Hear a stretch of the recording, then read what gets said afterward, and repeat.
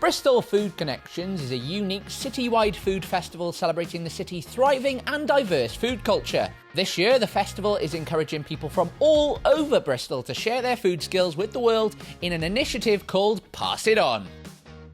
So Food Connections Festival for me is all about getting people together, really showcasing the best of Bristol's food and culture in general.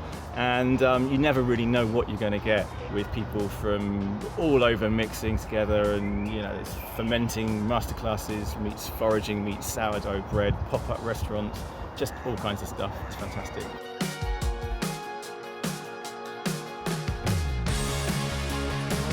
So there's so much in nature at this time of year, and really all year round, but in this local park in Bristol we have nettles and we have sorrel and we have lots and lots of flowering trees at different times of the year, and this right now is surely the star of all of them. It's elderflower, and for me it's probably one of my favourite flowers, if not my favourite, along with rose petals.